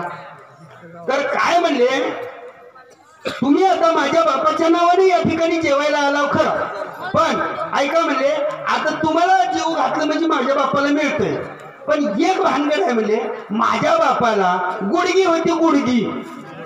आणि डागू डागू डागू म्हणण्यात माझ्या कामाच्या धांदीत त्या ठिकाणी असणारं मला डागणं झालं नाही. आणि त्या ठिकाणी असणार तो बाप मरून गेला. आणि मरून गेल्यानंतर मग आता म्हणले तुम्ही इथं आलाव, मग तुमचं जेवण झाले तुमच्या गुडघ्याला डागतो म्हणले, म्हणजे माझ्या बापाला त्या ठिकाणी मिळेल, माझ्या बापाचा गुडघा नीट होईल. अरे आग लाव म्हणले तुझ्या जेवणाला. तिथनच असणारा पितूर माघारी गेला. सवासीन आली, लगा बघा करी. मग म्हणजे काकू काकू बसा बसा म्हणजे स्वयंपाक झालाय. म्हणजे महाराज हे काय? तर ह्या डागणे येते म्हणले. कशासाठी? तर म्हणले माझ्या आईच्या कपाळाला मातीसूळ उठलं होतं म्हणले, आणि डागू डागू म्हणण्यात मला डागणं झालं नाही. आता तुम्ही जेवा, तुमच्या कपाळाला डागतो, आणि तुम्हाला डागलं की माझ्या आईला त्या ठिकाणी बरं होईल म्हणले. हँड घाला तुझ्या जेवणाला. मग ती बी निघू दिली. पित्राला आणि सुहासनीला जीव घातलं नाही, अशी अवस्था त्या चिकट माणसाची आहे महाराज. म्हणून गावबा काका विचार करून सांगू लागले, जय धनाचं वेच होया, ते प्राणाची गाऊ पाहे, सणावाराची नेणे सोय, आती देती येते काय करील. सणाची सोय नाही, वराची सोय नाही, पाहुण्याची त्या ठिकाणी सोय नाही. आणि याच्या खिशातला पैसा जायचा म्हणले की याचा जीव जावा, अशा पद्धतीची अवस्था आणि त्या ठिकाणी होते. म्हणून गावबा काका वर्णन करू लागले. गोड्यानी चंपाती हे ठेवीती आधी निघूती, कोणी दगड माती घाली ती, आपण मरती धुळी खात. महाराज त्या ठिकाणी कष्टाने असणारे पैशाला पैसा लावायचा. पहिलं काय खाते पुस्तक नव्हतं, बँका नव्हत्या महाराज. पैसे गोळा करायचं, एका गाडग्यात त्या ठिकाणी भरायचं आणि जमिनीत पुरायचं, आणि त्याच्यावर दगड माती त्या ठिकाणी झाकायचे. मग त्या पैशाच्या तोंडावर दगड माती आणि याच्या बी तोंडावर दगड माती, ह्याला त्याला घाल कुत्र्याला, अशी अवस्था. आणि त्या चेंट्याची त्या ठिकाणी होती. पण कुठल्याही असणाऱ्या कार्याला त्याचा पैसा उपयोगाला पडत नाही. गावबा काका बोलू लागले, एकाची जाती अंधपाती तिने एकत्र जेथे मिळती, ते दुःखे किती सांगावे. ऐशी एकाची जाती म्हणले एक गुण असणाऱ्याची अशी अवस्था आहे. मग आणि एकाच्या अंगी 3 गुण असल्यावर कसं होईल म्हणले. पण महाराज एकाच्या अंगी 3 गुण कशा लागतील? चंगट माणूस दारू पिल का? चंगट माणूस हेंद्र्या वाटेला जाईल का? नाही जाणार. अशी असणारी अवस्था आहे. म्हणून त्या ठिकाणी गावबा काका वर्णन करून सांगू लागले, मध्ये मातला विमान वितरत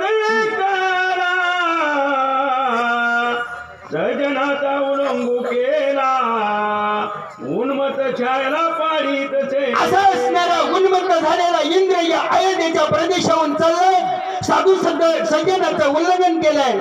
संज्ञा अप्सरा घेतले त्या. हा दृष्ट आहे. मग दृष्टाचं दळण करणं हे क्षत्रिय धर्माचं कर्तव्य आहे. आम्ही असणारे सूर्यवंशीच्या कुळातले राजा आणि म्हणून त्या ठिकाणी असणारा भरत मनामध्ये विचार करू लागला.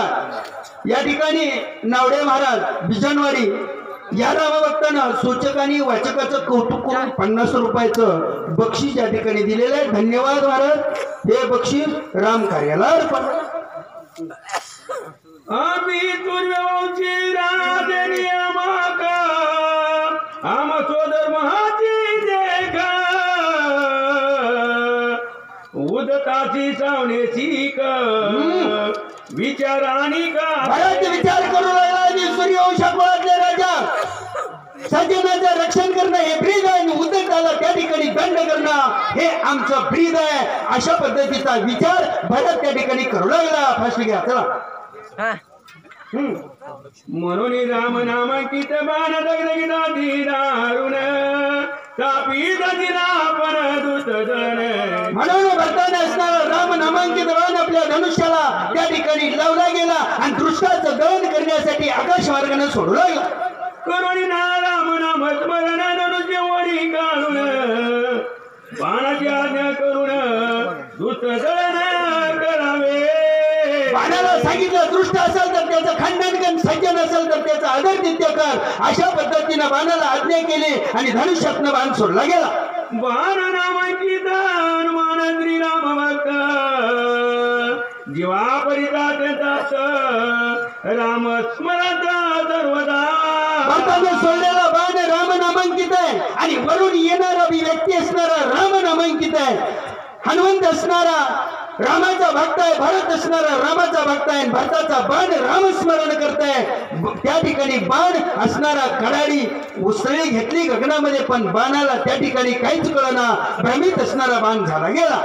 सुखवणी त्याची कडकडाडी बाण पडिला ती संकटी कोणावरी करावी जनवरती अभक्ती दिसेना. माझी ज्येष्ठ भाऊजाई छलनबाई काकडे यांनी वाचकांनी सूचकाला 100 रुपये बक्षीस दिलंय. महाराज भरताचा बाण त्या ठिकाणी कड कड कड कड करीत निघालाय खरं, पण बाण संकटात पडला. कुणावर असणारा शरवृष्टी करावी, येणार असणारा तो ज्याच्यावर आघात करायचा तो राम नामांकित आहे आणि हाही राम नामांकित आहे. मग मी काय करू? बाणाला त्या ठिकाणी असणारं कोडं पडलं. धातूचा बाण आहे. धातूचा बाण आहे महाराज. शस्त्र आहे ते, त्याच्यात जीव नाही, निर्जीव आहे. त्या निर्जीवाला कळलं, पण तुमच्यासारख्या चांगलं चोंगळण फोडणीचं खाणाऱ्याला अजून नाही कळलं. झालेली सेवा भगवंत प्रभू रामचंद्राच्या चरणावर अर्पण. सेवेला पूर्णविराम. पुढील सूचकाची सेवा आमचे विवेक दस महाराज खडकलगाव हे करतील. त्यांनी सेवा करावी.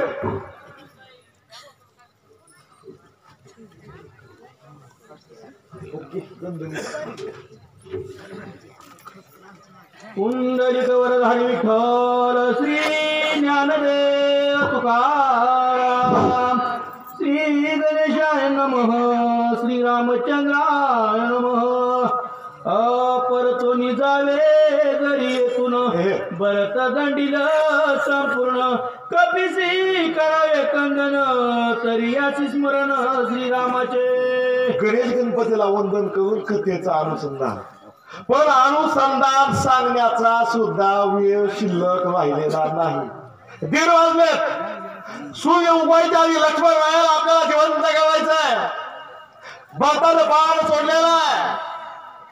दुर्जनाचा नाश करण्याची आज्ञा या ठिकाणी बाणाला दिलेली आहे. सु सु सु करत बाण चाललेलाय. बाणाने समोर बाणाला दुर्जन दिसेना गेला.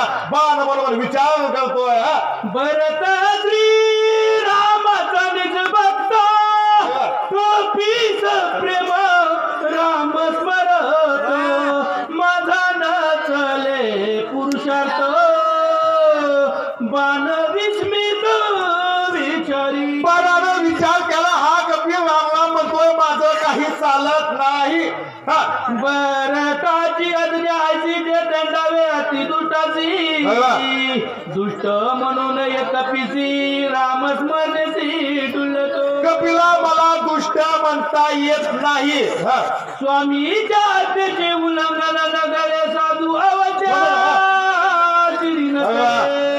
असे विचारून वाडे कोडे चरणाकडे चालीला स्वामीचं बोलता येत नाही कपिला मारता येत नाही तिसरा पर्याय गप्पू पायाकडे जाऊ लागला रिलियाचा जनाच्या पाया अपजय कधीच न होय सिद्धीची जाय विजयी होय त्रैलोकी बाणानं मानविक विचार केलेला आहे ज्यावेळी मला संकट येईल मला माझ्या स्वामीचा मोडता येत नाही नाश करायची आज्ञा दिलेली आहे आम्ही पंचमोल सज्जन आहे साधू आहे राम भक्त आहे राम राम राम म्हणतोय त्याच्या पायाकडे जाऊ आपला उद्धार झाल्याशिवाय राहणार नाही बाणाने विचार केला हनुमंताच्या पायाकडे बाण जाऊ लागला निश्चय करून पूर्ण पाय मिठी खाली बाण सोय विस्मित कपी नंदन बाण कोण कोणाचं बाण हनुमंताकडे आला हनुमंताच्या पायाला मिठी बाणानं मारली हनुमंतानं बघितलं पायाला काहीतरी डवचल्यावर वाटलं हनुमंताने खाली बघितलं बाण आहे कुणाचा हनुमंतराया विचार करता असं विचाराता मनी बाण अवलोकित नाही देखता श्री राम नाव गीत चिती वायू नंदना विस्मयो पायाकडे बघायला सुरुवात केली पायाकडे बघायला सुरुवात केली रामाचा बाण काय भानगड आहे म्हणले हा श्रीरामाचा बाण होय अतिक्रम याचा करू नय साष्टांगे नमन करीता होय रामस्नेह बावाते हनुमंताला म्हटलं बरं झालं बरं झालं बरं झालं रामाने बाण पाठवलाय माझा राम किती मायाचा माझा रामाला माझी किती काळजी मला इथं न्यायला आलाय आनंद वाटला बाणाला नमस्कार हनुमंतानी केला पिकाची बाणाचे वचन तो बोले ना संपूर्ण पाहुआ तरिले त्याचे चिन्ह तव तरी बाण ओढितो सामर्थ्य हनुमंताचं सामर्थ्य भरताचं आम्हाला माहितीये सजीव बोलतात सजीव सोडून द्या आम्हाला माहितीये माणसं बोलतात आम्हाला माहितीये चांदेव महाराजांनी वाघ चालवला वाघाला बोलले प्राण्याला बोलले पशुला बोलले जर आम्ही आमच्या जुन्या ग्रंथाचा अभ्यास केला प्राण्यांची भाषा शिकण्याची कला आमच्या धर्मग्रंथामध्ये सांगितलेली आहे प्राण्यांना सुद्धा बोलता येतं कुठली एकामेकामध्ये संवाद करतात त्यांच्या भाषेमध्ये ती बोलतात पण निर्जीव गोष्टीला बोलण्याचं सामर्थ्य आमच्या हनुमंतामध्ये आमच्या ज्ञानोबारायामध्ये वाघ चालवला किंमत नाही निर्जीव भिंत चालवली आमच्या ज्ञानोबारायानं निर्जीव गोष्टीला सुद्धा चल करण्याचं चेतन करण्याचं सामर्थ्य साधू संताने हनुमंताने विचारलं अय बाणा कुठे जायचंय कशाला आलाय काय भानगड आहे बाण काहीच बोलायला तयार नाही हनुमान म्हणले काय करताय ती बघू उदया येईल दिवाकर म्हणून सो मित्राची रघुवीर घेऊन आला माझ समोर बाण सत्वर तेवढी हनुमंताने विचार केला रामाने बाण पाठवला लक्ष्मणाला उठवायला उशीर होईल मित्र वधून करोनिया बिभीषण राजधर स्वयंसत्वर येते आला लवकर आला लवकर जायचंय मी नपुसक सर्वजण स्वामी काया धिक माझे जीवित्व व्रता कोण अर्था जात हनुमंताने विचार केला भीक माझा पोषवतो अरे बाबा माझा उशीर व्हायला लागलाय तिकडे लक्ष्मणाला काहीतरी होईल म्हणून बाण लावलाय माझ्या आयुष्याचा धिक्कार असो आयचा झाला अति दुःखी बाणाते अवलोकी तो ओढी अधोमुखी एकाएकी सत्वर हनुमंत विचार करतात मनामध्ये पण बाणाकडे बघितलं बाणाची चिन्ह विहिरीत, बाण खाली वरतोय, बाण ईशान्य करतोय, बाण खुणा करतोय. हनुमंतानं पाहिलं कार्य न साधेच माझे न वेगे करेन देह पद म्हणून कृपाळू रघुनंदन सत्वर बाण पाठविला. हनुमंतानी मनामध्ये विचार केला, माझा लाभ कृपाळू आहे, दयाळू आहे. जर माझ्याच्यानं हे कार्य झालं नसतं, मी माझ्या जीवाचा त्याग केला असता, मी मेलो असतो, म्हणून रामानं या ठिकाणी बाण पाठवला. आनंद हनुमंताला झाला. आता असो काही भरते आज्ञा करणे निश्चिते सोय अनुसरला बाणाते येते नय करू. म्हणून हनुमान बाणावर अनुसरला. हनुमान अत्यंत विश्वासी पुढच्या अध्यायामध्ये येणार होते. विश्वास ठेवला निर्जीव असणाऱ्या बाणावर. महत्वाची गोष्ट आहे, हनुमंतानं कारणीवर विश्वास ठेवून किती वेळ झालं? 10 मिनिटं 15. आता शिकून आला ना. कारणी मारला, विश्वासघात झाला. राम राम म्हणून साधूचा वेश घेतला तरी सुद्धा विचाराने विश्वासघात केला. ही बाण सुद्धा राम राम म्हणतंय, तरी सुद्धा विश्वास हनुमंतानं बाणावर ठेवला. राम राम राम म्हणणारा बाण आहे, राम नामांकित, रामाच्या नामाचा अंकित असणारा बाण हनुमंतानं पाहिला. बाणावर विश्वास ठेवला आणि बाणावर अनुसरला. म्हणजे जिकडं बाण नेतोय तिकडं हनुमान जाऊ लागला. हनुमान आज्ञेचा किंकर अनुलंगी अनुमात्र टाकिले बाणावरी शरीर निघाला सत्वर बाण वेगे. पतीची आवता. आता टाइम पण नाही आपल्याला सांगायला, असू द्या. या ठिकाणी हनुमंताने विचार केला, रामनामाचा बाण आहे, बाणावर शरीर सोडलं गेलं आणि जिकडं बाण जातोय तिकडं हनुमान जाऊ लागले. हाताला अयोध्याचा राम पुढे देखील आनंदी रचना अति मनोरमा भक्त उत्तम भरत देते. कुठं आले हनुमान? नंदी गणनामध्ये वाचावले. एका जनार्दन जनन दोघांची भेटी अति गान दोघे प्रेमळ संपूर्ण दोघे दोन्ही पण विसरत. हनुमंताची आणि भक्ताची भेट होणारे अतिशय सुंदर कथा आहे. एक जनार्दन प्रभाळू जननी गोडन काय बाळा वाचुनी मुखी जगाच काढूनी माझ्या वदनी घालित. ज्याप्रमाणे आई आपल्या हक्काचं एखादी गोष्ट घरी असावी, एखादी पदार्थ घरी असावा, आई स्वतःचा विचार करत नाही. आधी मुलाचं बघणार, पुन्हा नवऱ्याचं बघणार, पुन्हा बाकीच्यांचं बघणार आणि राहिलं तर स्वतःला ती अवस्था ग्रंथ करते. माझ्या गुरूंचे सांगू लागले, जे अत्यंत कावनेने त्याचे मुखी गाच देणे न खाता पायावरी बळे पाडणे गाच कोंदणे मुखामध्ये. अगं बाबा, एखादं लेकरू आडवं असतं, खोडकर असतं, तिकडं जा तिकडं जा, कितीतरी मागं घास घेऊन पडलं खात नाही, उलट पातळ करून तोंडात घास घालते आई. वांझेची है न कळची व्याली जाणे वेदन आळू एका जनार्दन जी अभिदान विश्वमाता. हे आईशिवाय कळत नाही, आईशिवाय माया कळत नाही. तसं आमच्या गुरुनं विश्व माऊली, माझ्या माऊलीनं कृपा केली. एक नाथ मला सांगता, ब्रह्माधिका पुत्र व्याली जिये ब्रह्मांडे सृजिली निज कर्म त्रणे मानिली मज ते चाली लक्षणा. पण महत्वाची गोष्ट, माझ्यापासून एक नाथ महाराज म्हणतोय, गावबा काका म्हणत नाही. कारण सांगतो, माझ्या बुद्धीनं जरी आम्हाला माहित असलं की गावबा काकानं रामायण लिहिलं पुढचं, पण गावबा काकांनी त्यांचं नाव वापरलेलं नाही. गोव्या गुरुवर चालू आहे. गुरुचा आदर गावबा काकांनी केला, गुरुचा आदर एकनाथ महाराजांनी केला. आपण सुद्धा त्यांचा आदर ठेवू. एकनाथ महाराजांचं नाव मी तर रामायण सांगणार. अशा प्रकारे एकनाथ महाराज आपल्या गुरुची माहिती सांगणार. वाचा. ताने लावू नका द्यावे ही भुकेला जेऊ द्यावे मज हे सर्व तान संभवे तेने ओलावे आईला मुलाच्या प्रेमाशिवाय काहीच लागत नाही हा.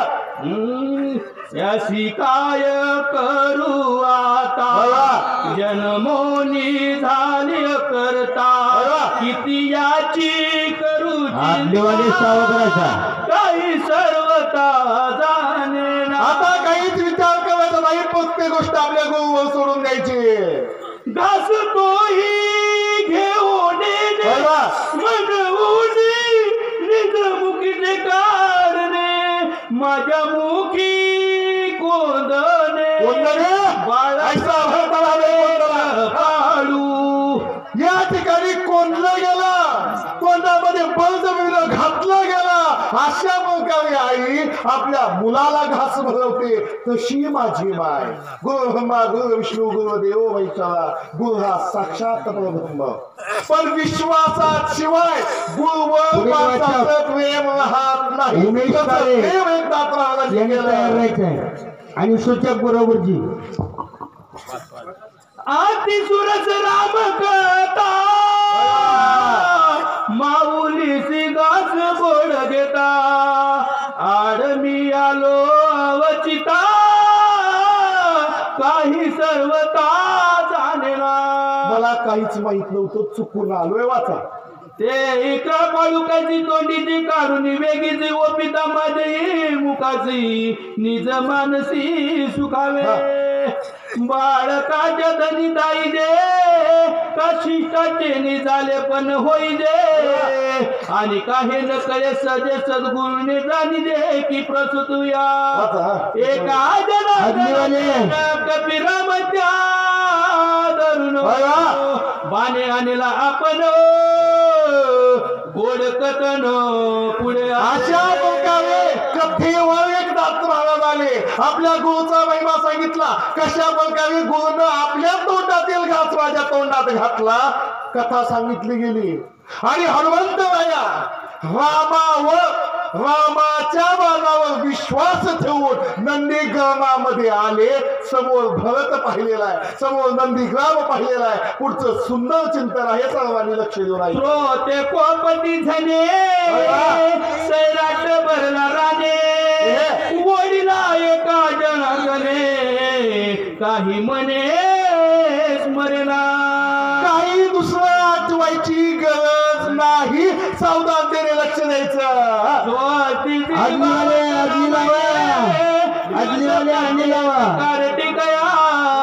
हनुमंत दिगागमन नाम चट दिशा त्याय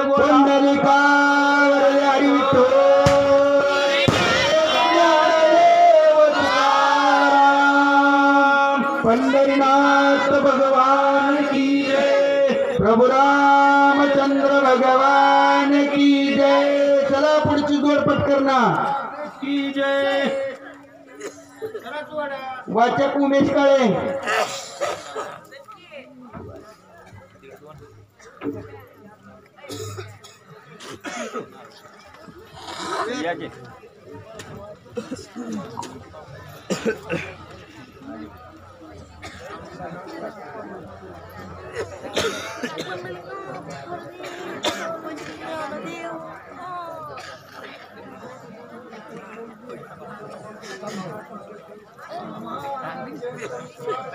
श्री गणेशाय नमः. श्री सरस्वती नमः.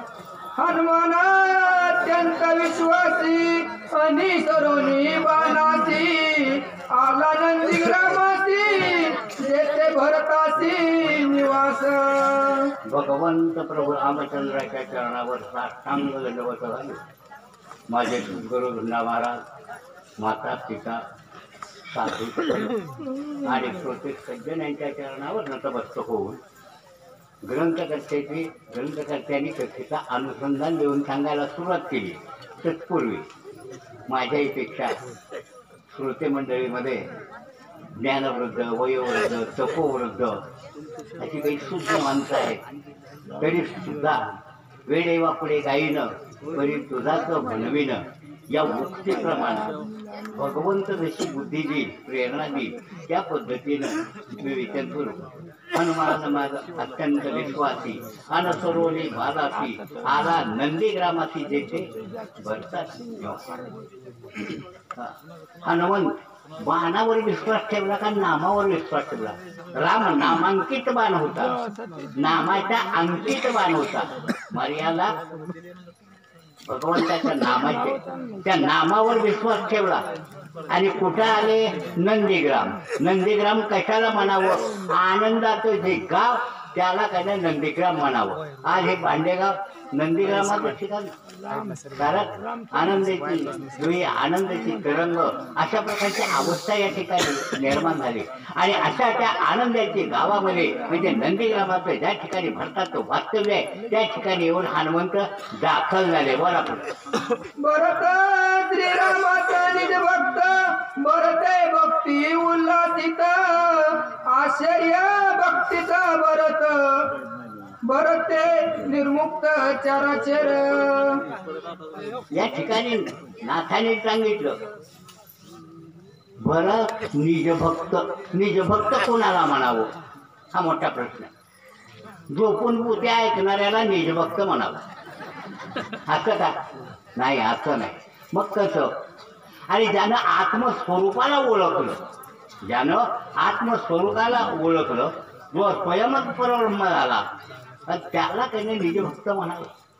कळलं ना? सोपं सांगतो, आम्ही सहज म्हणतो देव माझा मी देवाचा, देव माझा मी देवाचा. मोठं काही नाही, डोलू डोलू भजन म्हणतो, अभंग म्हणतो. पण त्याला म्हणलंय का? हे म्हणतोय देव माझा, पण देवानं कधी म्हणलंय का की हा भक्त माझा? आता तुमचं मला माहीत नाही हो, काही नाही स्वतः दृष्टांत देतो. बरोबर त्याचं लक्षात घ्या. मी जातीनं गुरव, माझ्या पिढ्या गेल्या, किती गेल्या कुणाला मला माहीत नाही, गणित नाही. महादेव माझा, मारुती माझा, पांडुरंग माझा, अंबाबाई माझी, यमाई, तुकाई, सगळं सगळं 33 कोटी देव माझं माझं म्हणत सगळ्या पिढ्या गेल्या. पण गणेशपत सांगतो, एक सुद्धा काही नाही देव म्हणला नाही की ही गुरव माझा म्हणून. कळलं वर्म? वर्म कळलं का? निजभक्त. मग निजभक्त ज्यानं आत्मस्वरूपाला ओळखलं, ज्यानं भगवंताला आपलं केलं, त्यामुळं काही नाही काय होतं तर भक्ती उल्लसित होते, उल्हास प्राप्त होतो. आणि भक्ती करण्यासाठी अंतःकरणाच्या ठिकाणी आवड पाहिजे, आवडीच्या ठिकाणी उल्हास पाहिजे. उल्हास असल्याशिवाय आवड निर्माण होत नाही, असे उल्हास येत. आणि त्यामुळं हा जो भरत आहे, भरत निर्मुक्त चराचर, सर्व असणारे जे चरार आहे, चराचर आहे, हे विश्व आहे, निर्मुक्त केलं, मुक्तच करून सोडलं. कशाच्या जोरावर? नामाच्या जोरावर. पुढे बोला. भरते भक्ती विस्तारली, भरते भक्ती प्रकाशिली, भरते भक्ती वाढविली, भरते पलळली निज भक्ती. आता ह्या असणारी जी काही भक्ती आहे त्या भक्तीचा विस्तार केला, भक्ती वाढविली, भक्तीचा प्रसार केला. पहिली काही भक्ती नव्हती का? भक्ती लोक करत नव्हते का? पण भक्तीला मर्यादा होती. कारण ते ऋषी मुनी जपी तपी ब्राह्मण हेच लोक भक्ती करते. तुम्हा आम्हा अडाणी अज्ञानी जीवाला भक्ती भगवंताची कशी करावी याचं ज्ञान नव्हतं.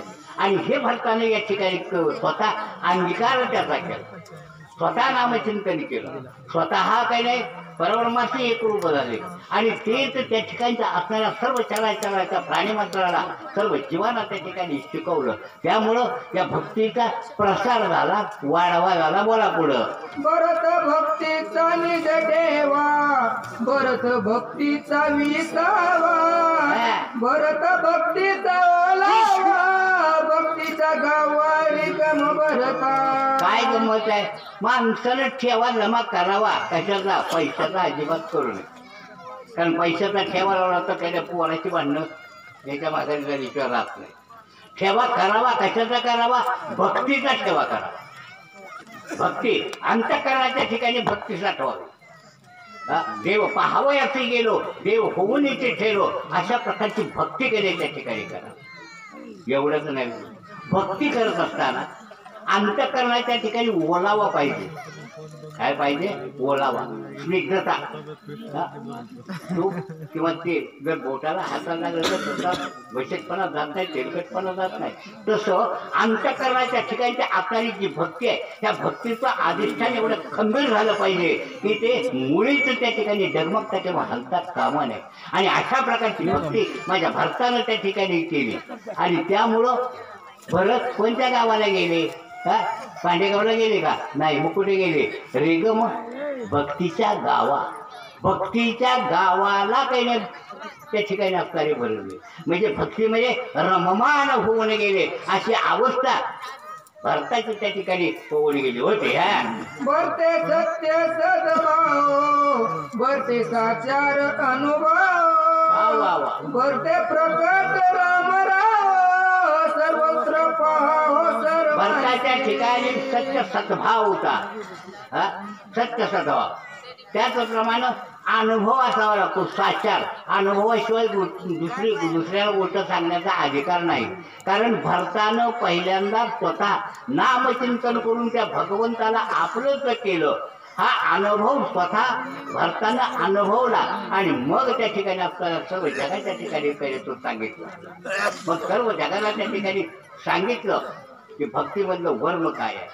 अशा प्रकारची अवस्था माझ्या भरताची त्या ठिकाणी होती. हा भरते आपण गेली भक्ती भरते वाढविली विरक्ती भरते पाहिली निज शांती बुचे भोगिती स्वानंद. जी भक्ती आहे त्या भक्तीला आपण गेली म्हणजे आपलंसं केलं पाहिजे. आणि भक्तीला आपलंसं केलं की मग काय होतं अंतःकरणाच्या ठिकाणी विरक्ती वाढते. कशाविषयी विरक्ती वाढते. आणि आपल्याला हा जो काही फसवा प्रपंच आहे सारा संसार आहे ते सगळं फसवा आहे. आज आहे उद्या नाही आज आहे उद्या नाही. आणि अशा प्रकारचे असणारे हे सर्व संसार आहे यामध्ये विरक्त माणूस होतो विरक्त होतो. आणि विरक्त झालं की त्या ठिकाणी त्या परब्रह्माची एकरूप तादात्म्य पावल्याशिवाय राहत नाही. ही अवस्था माझ्या भरतानं अनुभवली होती आणि ती जगताला त्या ठिकाणी सांगितली. आहे मलयाद्रीच्या ठाई चंदनाची पैजाडी पायी तेने डोंगर सर्वाई केला लवलाई चंदन. आता मलयागिरी नावाचं असणारं चंदनाचं एकच झाड आहे डोंगरावर. आणि त्या डोंगरावर असंख्य असणाऱ्या काही वनस्पती आहेत असंख्य झाडं आहेत. परंतु त्या एकाच मलयागिरी नावाचं सुगंधित असणारं चंदनाचं झाड आहे. त्या झाडानं संपूर्ण असणारा जो काही परिसर डोंगर आहे हा चंदनमय करून टाकला सुगंधित करून टाकला. तसं माझ्या भरतानं नंदीग्रामाच्या ठिकाणी भक्तीचा अनुभव घेतला आणि चराचराच्या ठिकाणी भक्तीचा प्रसार केला. भक्ती लोकांना कशी करावी याची शिकवण दिली. बोलू लागले. हा नाही आपण तेथे गेला नाही पडोनी आणला अंगणात वरून गेला त्याने गिरी केला चंदन. मला सांगा ते असणारे चंदनाचं झाड काही स्वतःहून इतर झाडाला भेटायला गेलं का अजिबात गेलं नाही. त्यांना जागा तोडली नाही. बरं इतर झाड आहे ती इतर झाडं काही चंदनाच्या झाडा पुढील वाचक भेटायला सुखदेव जामदाडे. ती काही नाही भेटायला गेली का ती चला पुढील वाचक सुखदेव जामदाडे. वडाळकर चला त्या ठिकाणी असणारे ते काही नाही एकच चंदनाचं झाड आणि त्या चंदनाच्या झाडावरून काय झालं अंगवात वारं गेलं वारं त्या झाडावरनं वारं गेलं. मग वाऱ्यानं काय केलं त्या चंदनामध्ये असणारा जो काही सुगंध आहे चंदनाचा असणारा जो सुगंध आहे हा सुगंध सर्व काही झाडाच्या